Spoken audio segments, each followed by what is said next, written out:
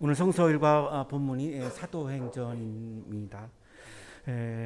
오늘 본문을 정확하게 이해하기 위해서 사도행전에 대한 좀 전체적인 소개를 해드리려고 합니다. 사도행전의 저자는 누가라고 하는 사람인데, 누가복음과 사도행전 다 저자가 누가입니다. 그래서 누가복음을 먼저 쓰고 누가복음의 속편으로 사도행전을 기록합니다. 이유가 있습니다. 누가는 이거를 이제 누가복음과 사도행전을 합해서 이제 누가문서라고 부르는데, 누가복음은 예수님을 통한 성령의 활동을 기록한 책이고, 누가의 가장 중요한 주제는 성령입니다. 예수님이 살아계실 때는 예수님을 통해서 성령께서 활동하신 거죠. 그거를 이제 기록한 겁니다. 근데 예수님이 이제 승천하셨습니다. 예수님이 활동할 수가 없죠. 그래서 이제 성령께서 교회를 세웁니다. 우리가 잘 알고 있는 사도행전 2장이죠. 교회를 세운 이유는 예수님을 대신해서 성령의 활동을 계속해야 되기 때문에, 그래서 교회가 세워진 거죠. 그래서 사도행전은 교회를 통한 성령의 활동을 기록하고 있는 책입니다. 누가복음은 예수님을 통한 성령의 활동, 그리고 사도행전은 교회를 통한 성령의 활동을 기록한 겁니다. 그래서 핵심은 성령의 활동입니다. 페린이라고 하는 신약 주석가가 그래서 이거를 명확하게 이렇게 구분을 우리들에게 해주고 있고, 유상섭 교수는 아예 사도행전은 사도들의 행전이 아니다. 이게 좀 우리가 이름을 잘못 붙였다. 사도들의 행전이 아니라 성령의 행전이다. 성령의 활동이 어떻게 전개되어 가는가를 쭉 기록한 성령의 행전이다. 이렇게 우리들에게 설명을 해줍니다. 아주 적절하게 우리들에게 이해하기 쉽게 이렇게 해주신 그런 말씀인데요. 그래서 사도행전을 요약해 보면, 사도행전 1장에서 성령을 약속합니다. 우리가 잘 알고 있는 그 유명한 사도행전 1장 8절인데요. 하나님의 장엄한 구원 계획이 성령과 함께 시작함을 우리들에게 보여주는데, 제자들에게 하신 예수님의 마지막 명령이죠. 그러나 성령이 너희에게 내리시면, 성령을 약속하시는 거죠. 성령이 내리신다는 겁니다. 예수님이 승천하셨으니까 이제 성령이 내리신다는 거죠. 너희는 능력을 받고 예루살렘과 온 유대와 사마리아에서 그리고 마침내 땅 끝에까지 이르러 내 증인이 될 것이다. 성령이 내린다라고 하는 걸 약속하고, 그래서 성령은 예수님을 통해서 유대 지역의 말씀을 전파했지만, 성령은 시간과 공간의 제한을 받지 않으시기 때문에, 자, 이제는 전 세계의 교회를 세워서 교회를 통해서 복음을 전파해 가는 성령의 활동이 개시가 된다는 거죠. 그래서 성령이 내린다라고 하는 약속이 어마어마한 약속입니다. 이 성령이 내리지 않았다고 한다면 유대가 아닌 우리 대한민국에 살고 있는 우리들은 이 복음을 접할 수가 없었을 가능성이 많습니다. 성령이 내리심으로 인해서 전 세계에 이제 복음이 전파해 가는 그런 이제 기초가 마련된 건데, 그래서 성령께서 이제 온 세계에 퍼져나가면서 복음을 전파해 가지고 사람을 변화시키죠. 지역 사회를 변화시키죠. 막 나라를 변화시키죠. 우리가 살고 있는 인류를 막 변화시킵니다. 그래서 하나님의 나라를 이제 이루어가는 활동을 이제 하십니다. 자, 그래서 성령을 약속하셨고, 2장에 가서 이제 우리가 잘 알고 있는 대로 교회가 다락방에서 세워지죠. 교회를 통해서 성령의 활동을 해야 되니까 교회가 이제 세워지는 거죠. 그리고 4장에 가면은 사도들이 성령에 충만하는 것을 경험합니다. 성령을 경험해요. 그러니까 막 사람들이 막 술 취했다고 막 오해할 정도로, 그 정도로 성령에 막 충만하죠. 5장에 가면 아나니와 삽비라고 하는 유명한 사람이 나오는데 성령을 속여요. 그래서 죽임을 당합니다. 그리고 8장에 가면은 사마리아인들이 성령을 받아요. 사도들이 예루살렘을 안 떠나고 이방 지역으로 가기를 좀 꺼려 했는데도 불구하고 평신도 빌립이라고 하는 사람이 가가지고 빌립이 세례를 베풀고 거기서 성령이 내리지 않으니까 베드로와 요한이 이제 방문해가지고 거기서 막 성령이 임하는 것을 경험합니다. 빌립은 세례까지는 했어요. 근데 성령 체험을 거기서 못해요. 그러고서 계속해서 성령이 빌립의 사역을 인도해 가는 장면이 나오고, 10장에 가면 그 유명한 고넬료죠. 이방인 로마 군인이죠. 이 친척과 친구들이 다 모여 있는 자리에서 성령을 체험합니다. 그리고 13장에 가면은 바나바와 바울이 성령의 부르심을 받고 이제 유럽으로 복음을 들고 가죠. 그 유명한 바울의 전도 여행 3차가 성령의 인도로 이루어졌다라고 우리들에게 말씀해 주고 있고요. 그 유명한 예루살렘 회의, 종교 회의죠. 이 예루살렘 회의도 성령의 인도로 이제 마치게 되고 16장에 가면은 성령이 바울의 전도 활동을 돕는 장면이 나오고, 그리고 소아시아의 제자들도 성령을 받는 장면이 19장에 나오고, 20장, 21장의 이제 마지막 부분에 가보면 성령이 바울의 운명을 예고하죠. 너 감옥에 갇힌다. 뭐 등등등 이렇게 예고를 이렇게 해 줍니다. 1장부터 마지막까지 계속해서 사도행전은 성령의 활동을 우리들에게 증언해 주고 있습니다. 자, 그렇다면 오늘 우리가 받고 있는 성서일과 본문은 베드로가 이방 선교를 처음으로 이제 계시하는 장면인데, 베드로의 치유 능력을 전하는 말씀이 아니라고 하는 것을 알 수 있습니다. 베드로가 절대 주인공이 될 수가 없습니다. 주인공은 성령입니다. 전 세계로 퍼져나가는 복음의 진행을 위해서 성령의 능력을 우리들에게 증언해 주시는 말씀이지, 베드로의 능력을 전해주는 말씀이 아닙니다. 베드로의 능력을 전해준다고 한다면 우리하고 별로 관계가 없죠. 베드로는 지금 이 세상 사람도 아니고 우리하고 아무 관계가 없습니다. 우리가 이걸 읽을 이유도 없습니다. 그러나 이 말씀이 베드로가 주인공이 아니고 성령의 주인공이기 때문에 오늘 우리들에게 이 말씀이 살아있는 말씀인 거고, 성서는 사람을 주인공으로 세우지 않습니다. 사람을 주인공으로 세우는 것은 모두 다 비성서적인 겁니다. 오로지 하나님, 예수님, 성령만이 성서의 주인공입니다. 이거를 우리가 굉장히 유의해야 되는 거예요. 성경을 읽을 때 이 성경의 주인공은 하나님이다, 예수님입니다, 성령이다라고 하는 것을 인식하고 성경을 읽어야 됩니다. 오늘 본문도 마찬가지고요. 하나님을 주인공으로 세우는 것을 우리는 신앙이라고 말하는 거고, 내가 주인공 되고 싶어 하는 것은 휴머니즘입니다. 그 신앙이라고 부를 수가 없습니다. 그래서 오늘 말씀도 베드로라고 하는 사람을 축쳐 세우고 베드로의 능력을 선전하는 그런 말씀이 아니고 성령의 능력을 우리들에게 전해주고 있는 그런 말씀입니다. 베드로는 사도행전 1장에서 9장 31절까지 예루살렘을 중심으로 유대인들에게 예수님의 부활을 증언합니다. 선교 활동을 한 거죠. 그리고 9장 32절에서 11장 30절까지는 이제 유대가 아닌 이방 지역으로 나아가서 베드로가 선교 활동을 이제 개시합니다. 그리고 13장부터 28장까지 우리가 잘 알고 있는 사도 바울이 이방인들에게 유럽으로 넘어가 가지고 선교 활동을 펼치면서 하나님의 나라를 확장해 가죠. 자, 그래서 이 사도행전은 결국은 베드로와 바울이라고 하는 두 사도가 선교 활동을 펼치는 것을 내용으로 하고 있습니다. 그래서 우리가 오해하기 쉬운 건데, 여기서 베드로도 바울도 두 사람 다 선교의 주체가 아니고 도구일 뿐입니다. 선교의 주체는 성령입니다. 베드로의 능력으로, 바울의 능력으로 할 수 있는 일이 아닙니다. 오늘 본문도 다비다라고 하는 여제자를 살리는 장면인데, 베드로가 무슨 능력으로 사람을 살리겠습니까? 어떠한 의료적인 조치를 하는 장면도 안 나옵니다. 오로지 베드로가 한 것은 기도밖에 없습니다. 따라서 이 다비다를 살린 것은 성령이 살리신 거지 베드로가 살린 게 아닙니다. 베드로는 선교의 도구이고 선교의 주체는 성령인 겁니다.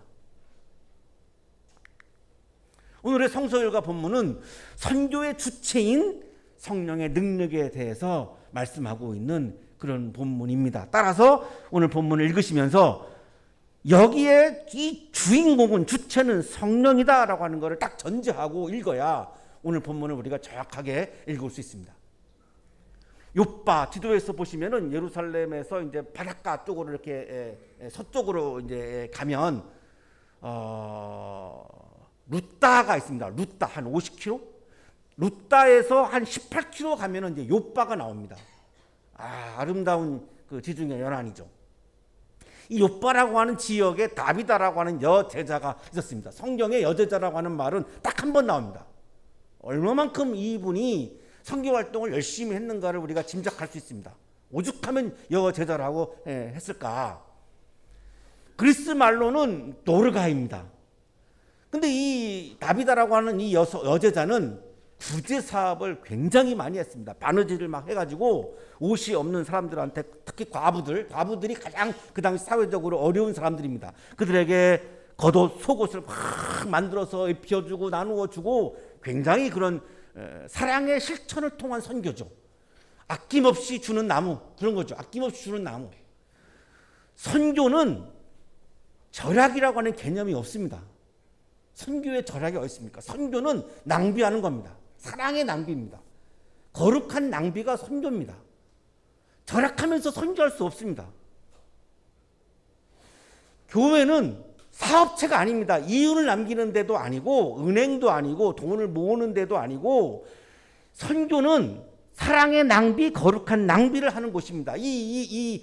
다비다가 많이 구제사업을 많이 했다라고 하는 이 표현은 우리가 상식적으로 생각하는 것보다 그 이상으로 했다는 겁니다. 어떻게 그렇게? 이 정도죠. 이 정도인 거죠. 그런데 이 사랑의 실천을 통해서 주님의 사랑을 증거하면서 다비다를 통해서 하나님의 나라를 확장해 가고 있는 사랑의 실천을 통한 선교를 하고 있죠. 누가? 성령께서 하신 겁니다. 아무리 다비다가 여장부를 할지라도 그렇게 많은 것을 과부들한테 다 내어주기란 어렵습니다. 성령의 감동이 있었던 것이고 성령께서 지금 다비다를 통해서 성령의 활동을 하고 있는 것이 분명합니다. 이때 이러다가 다비다가 병이 들어서 죽은 거죠. 그러니까 사람들이 이제 시신을 씻겨가지고 다락방에 둡니다. 근데 이 베드로가 마침 그때 루다에 와 있었습니다. 이방 선교를 막 시작했을 때예요. 안 가다가 예루살렘에만 있다가 이방 지역으로 이제 간 거죠. 루다라고 하는 지역에 가가지고 애니어라고 하는 사람을 이제 치유하는 사건이 일어납니다. 그러니까 아마 욥바했던 사람들이 그걸 들은 것 같죠. 그래서 이제 가까운 데 있으니까 이제 연락을 해가지고 좀 와달라고 이제 요청을 한 거죠. 베드로가 좀 와달라고. 그러니까 베드로가 이제 욥바로 이제 온 거죠. 그러니까 다락방으로 이제 안내를 해 줍니다. 시신이 있는 다락방이죠. 그때 이 과부들이 베드로 앞에서 막 울어요. 그러고서 이제 다비다가 자기들한테 베풀어 준 속옷, 겉옷을 막 보여주면서 이렇게 다비다가 우리를 사랑해 주었다고 그 감동을 막 울면서 말하는 겁니다. 그때 베드로가 사람들을 다 이제 바깥으로 내보내고 무릎을 꿇고서 이제 기도를 하기 시작합니다. 기도를 합니다. 어떤 의료적인 행위를 한 게 아니라 기도를 한 겁니다. 그 기도를 하고 나서 다비다여 일어나시오 라고 이제 말하고 그때 이 다비다가 눈을 뜨고 일어나서 이제 앉습니다. 이적이 일어난 거죠. 기적이 일어난 거죠. 베드로가 손을 내밀어서 그 여자를 이제 일으켜 세우고 이제 성도들과 이제 과부들을 다 불러서 다비다가 살아있다라고 이제 이렇게 다비다를 보여줍니다. 이 사실이 욥바에 막 이제 퍼져가니까 많은 사람들이 이제 예수님을 믿기 시작합니다. 42절의 마지막 구절도 굉장히 중요하죠. 베드로를 믿지 않고 주님을 믿었습니다. 그것이 베드로의 능력이라면 베드로를 믿어야죠. 주님을 믿습니다. 사람들도 그걸 다 알고 있는 겁니다. 이 사건의 주인공은 성령 그리고 예수 그리스도인 거지 베드로가 아닌 거를 정확하게 알고 있는 거죠. 그래서 주님을 믿습니다. 그래서 선교 활동이 이제 이렇게 이루어지는 거죠. 욥바라고 하는 곳에서. 자, 여기서 우리는 다비다를 살리고 많은 사람들이 주님을 믿게 된 것, 이 사건은 베드로가 한 일이 아니라 성령의 활동으로 이루어졌다라고 하는 것을 명확하게 알 수 있습니다. 오늘 본문의 메시지는 베드로가 죽은 자를 살려주는 능력을 보여주었음을 선전하는 말씀이 아닙니다. 생명의 주권은 하나님께 있다는 것을 우리들에게 주시는 말씀입니다. 하나님은 사람을 살리기도 하고 죽이기도 하고 모든 생명의 주권은 하나님께 속해 있다는 겁니다. 다비다를 살린 거는 하나님이 살린 거죠. 성령을 통해서. 다비다가 죽게 한 것도 하나님이 한 겁니다. 생명에 대한 주권은 사람에게 있는 것이 아니고 하나님에게 있다는 겁니다. 사무엘상 22장 6절입니다. 주님은 사람을 죽이기도 하시고 살리기도 하시며 수월로 내려가기도 하시고 거기에서 다시 돌아오기도 하신다. 오늘 아침 우리가 살아있으니까 지금 예배 자리에 나와 있는데 누가 살려주신 것이냐? 하나님이 살려주신 겁니다. 내 힘으로 살 수 없습니다. 이 생명을 내가 어떻게 합니까? 의사분 선생님들도 이거 어떻게 할 수 없습니다. 그러니까 죽는 사람이 나오는 거죠. 우리 여기 의사 선생님들 계시지만 최대한 노력을 하는 거죠. 그런데 죽고 사는 문제는, 치료가 아니라 죽고 사는 문제는 하나님에게 속해 있는 거지 나에게 있지 않습니다. 신명기 32장 39절입니다. 나는 죽게도 하고 살기도 한다. 나는 상하게도 하고 낫게도 한다. 아무도 내가 하는 일을 막지 못한다. 살리고 죽이는 결정을 하나님이 하시는데 어느 누구도 여기에 개입할 수 없다는 거죠. 제가 만약에 내일 죽는다고 한다면 하나님이 그렇게 하시는 겁니다. 그러면 이거를 화를 내야 됩니까? 이거를 그냥 받아들여야 됩니까? 신앙이란 이걸 그냥 받아들이는 겁니다. 하나님의 다 이유가 있기 때문에 하나님의 결정을 내가 받아들여야 하는 거죠. 그게 신앙입니다. 하나님, 내가 할 일이 얼마나 많은데 내가 더 살아야죠. 네 할 일은 네가 그동안 했어야지 왜 게을러 가지고 안 했니? 너 다 시간이 됐으니까 이제 죽어야 되겠는데? 거기에 대해서 내가 할 말이 없는 겁니다. 그동안 살게 해주신 것만도 그냥 감사한 거죠. 감사해야 되는 거죠. 쉽지 않겠지만 내일 나를 불러가신다 할지라도 그냥 감사함으로 그 하나님의 결정을 받아들이는 게 진정한 신앙이죠. 쉽지 않지만. 근데 우리가 이걸 잊어버리고 내가 영원히 살 것처럼 죽음을 잊어버리고 살 때가 굉장히 많습니다. 하나님의 시간과 인간의 시간의 척도는 다릅니다. 하루가 1000년 같고 1000년이 하루 같다 이렇게 말씀하시죠. 시편 90장 4절 주님 앞에서는 1000년도 지나간 어제와 같고 밤의 한순간도 같습니다. 베드로후서 3장 8절입니다. 주님께는 하루가 1000년 같고 1000년이 하루 같습니다. 오늘 우리가 말하는 1000년이 하나님께는 하루인 거죠. 제가 지금 60년을 넘게 살고 있습니다.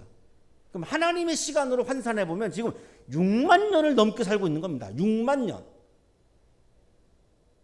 제가 하나님의 영광을 위해서 그렇게 잘 살지도 못하고 있는데 6만 년을 살게 하신 것은 이건 넘치는 은혜입니다. 지금도 넘치는 은혜입니다. 지금도. 그러니까 내일 불러가신다 할지라도 그냥 감사함으로 받아들여야 하는 거죠. 왜냐하면 6만 년을 살려주셨는데 더 내가 이걸 욕심내리는 거는 신앙이라고 말할 수가 없습니다. 굉장히 불안해 하시는 것 같은데 내일 불러가신다는 말씀이 아니고 불러가신다 할지라도 서운할 것도 없고 화날 것도 없고 억울할 것도 없고 하나님이 그냥 결정하면 그냥 받아들이고 하나님께 가면 되는 거죠. 그리고 지난번에도 말씀드렸지만 아름다운 황홀한 몸으로 또 부활하잖아요. 그러니까 죽음이 안 무섭다고 제가 여러 차례 말씀드리는 거예요. 제가 이거 과장이 아니고 그래서 죽음이 인간에게 무서운 게 아니라는 거죠. 생명의 주권은 하나님에게 있다라고 하는 것을 내가 인정하는 것.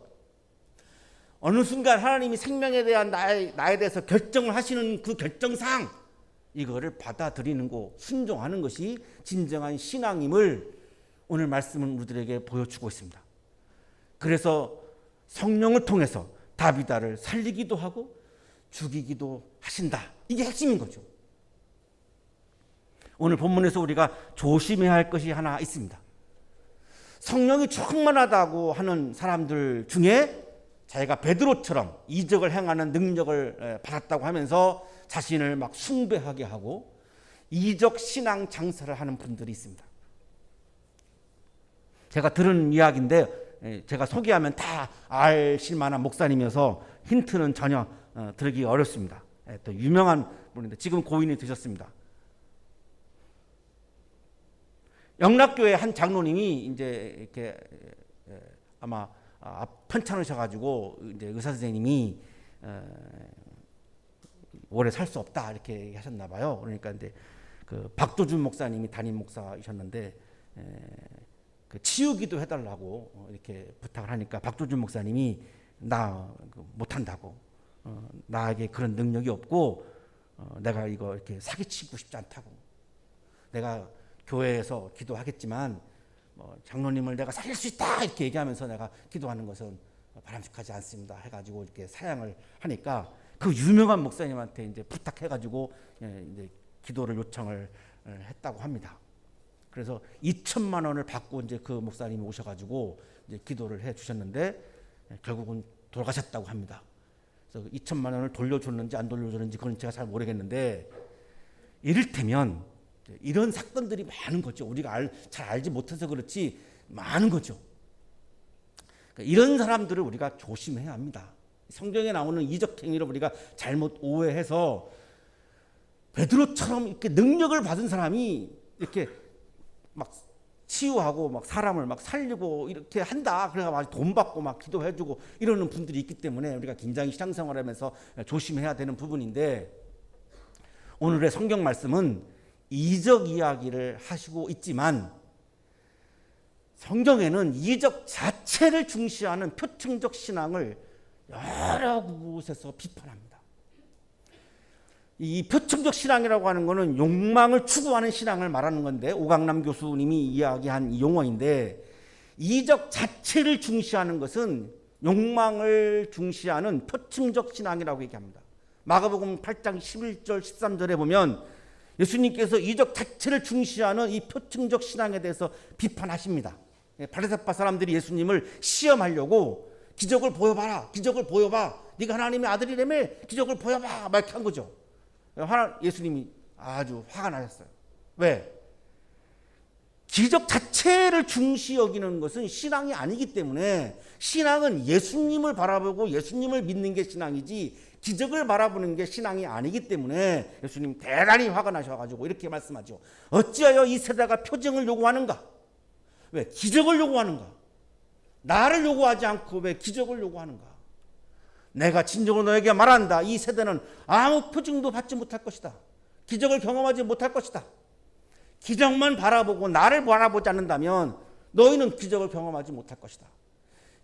이적 자체를 중시하는 이 사람들을 굉장히 아주 매섭게 비판하십니다. 왜냐하면 그것이 신앙을 가로막기 때문에 그런 거죠.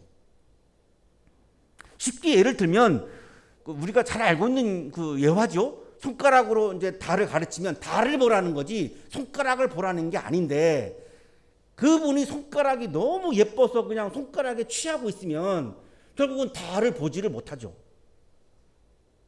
손가락은 이적이고 달은 예수님인데 이적만 보다 보면 그게 너무나 놀라우니까, 그 이적이 너무나 놀라운 사건이니까 거기에 취해가지고 이적을 일으키신 예수님을 바라보지 못한다는 겁니다. 그래서 그거는 신앙의 세계가 아니라고 말씀하는 거예요. 요한복음에서도 여러 구절에서 이런 표층적 신앙, 이적만을 중시하는 이런 표층적 신앙에 대해서 예수님이 계속 비판을 하시고, 공관복음서에서는 예수님의 신적인 능력, 이적을 일으키는 신적인 능력을 디나미스, 여기서 다이나마이트가 여기서 온 말이죠. 디나미스라고 표현하는데, 요한복음에서는 세메이온이라고 하는 용어를 반드시 씁니다. 이 세메이온은 이제 표징, 상징 이런 건데, 상징이라고 하는 것은 그 표상 너머에 있는 것을 가리키는 거죠. 상징은 그 상징 자체가 중요한 것이 아니라 그 상징 너머에 있는 것을 보라는 거죠. 그러면 이적이라고 하는 상징은 그 이적이라고 하는 상징 너머에 이적을 일으키신 예수님을 바라보라고 하는 겁니다. 요한복음에서 예를 들면 오병이어의 기적이 있습니다. 5천 명이 먹었죠. 오병이어의 기적을 일으킨 다음에 예수님이 뭐라고 말씀하시냐면 나는 생명의 떡이다 이렇게 말씀합니다. 에고 에임이 그리스어로 유명한 거죠. 한 7군데 나올 거예요. 나는 생명의 떡이다. 나는 선한 목자다. 나는 생명의 빛이다. 이렇게 나는 누구다 자기를 계시합니다. 예수님이. 그러면 오병이어의 기적 자체가 중요한 게 아니고, 오병이어의 기적은 예수님이 생명의 떡이다라고 하는 자기 계시를 위해서 일으키신 사건이에요. 그러면 중요한 거는 예수님이 생명의 떡이다가 중요한 거지 오병이어의 기적이 중요하지 않거든요. 오늘날 우리들에게 예수님은 나에게 생명의 떡이다라고 하는 고백이 중요한 거지, 오병이의 기적? 그게 무슨 우리하고 무슨 상관이 있습니까? 우리가 그 현장에 있지도 않았고 우리는 보리떡 물고기 구경도 못했는데 우리하고 별로 상관이 없는 사건이죠, 그렇게 따지면. 그러나 그 사건이 중요한 이유는 그 표징이, 그 상상이 예수님은 생명의 떡이다라고 하는 그런 자기 계시를 우리들에게 메시지로 주고 있기 때문에, 이거를 이해하려면, 생명의 떡이다라고 하는 말씀을 이해하려면 이 기적을 이해해야지만 이해할 수 있기 때문에, 그래서 그 기적을 우리들에게 말씀해 주고 있는 거지, 요한복음 저자는 기적 자체에 대해서 관심을 두지 않습니다. 잘 읽어보시면 기적 자체에 관심을 두지 않고 오로지 예수 그리스도가 주인공입니다. 그래서 우리들의 신앙생활에서 우리가 늘 나의 주인공은 예수 그리스도인 겁니다. 내가 주인공 되고 싶어 할 때마다 아니야, 예수님이 주인공이시지라고 하는 것을 자꾸 내가 리마인드 해야 되는 거죠. 사람이 살다가 보면 내가 주인공 되고 싶을 때가 얼마나 많아요. 특히 이제 뭐 연기하는 분들, 오페라 하는 분들, 이왕 할 거 내가 주인공 해야지 엑스트라보다는 그런 마음이 들죠. 우리가 사회에서 살면서도 막 주인공 하고 싶고 할 때가 많습니다. 이거 자연스러운 겁니다. 나쁘다는 게 아니라 자연스러운 거죠. 근데 신앙인이 아닌 사람들은 그렇게 사는 겁니다. 나 신앙인은 아니야, 예수님이 주인공이야 를 고백하는 게 바로 신앙입니다. 그래서 이 이적에 관한 것도 이적 자체가 중요한 것이 아니라 그 이적을 일으키시는, 왜 일으키실까요? 이거 다 이유가 있는 거죠. 나는 생명의 떡이다라고 하는 것을 우리들에게 전해주기 위해서 그 오병이의 기적을 일으켰던 것처럼, 오늘도 다비다를 성령께서 살리신 이유는 생명의 주권은 하나님께 있다라고 하는 것을 우리에게 말씀해 주시기 위해서 일으키신 기적입니다. 그 기적 자체가 중요한 게 아니라는 거죠. 지금도 성령은 기쁜 소식인 복음을 온 세계에 전하고 있습니다. 퍼져나가고 있습니다. 막을 수 없습니다. 아무도 막을 수 없습니다. 성령은 의와 평화와 기쁨이 가득한 하나님의 나라를 온 세계로 지금 이 시간에도 확장해 가고 있습니다. 이것이 성령께서 교회를 통해서 하신 선교 활동입니다. 한 교회를 큰 교회로 만드는 게 선교 활동이 아니고, 하나님의 나라를 온 세계에 확장해 가는 교회를 통해서, 교회는 도구이지 교회가 목적이 되면 교회가 우상이 됩니다. 교회는 도구입니다. 성령의 활동의 도구로서 교회는 존재하는 거죠. 그 성령께서 활동하시는 것은 교회의 확장이 아니라 하나님 나라의 확장을 지금 이 시간에도 계속해 나가고 계시는 거죠. 여기에 동참하는 것이 바로 선교의 사명을 우리가 감당하는 것이다, 이렇게 말하는 겁니다. 선교의 사명을 기쁨으로 감당하는 우리 한양대학교회가 되고, 또 여러분 한 분 한 분이 되시기를 간절히 축원합니다.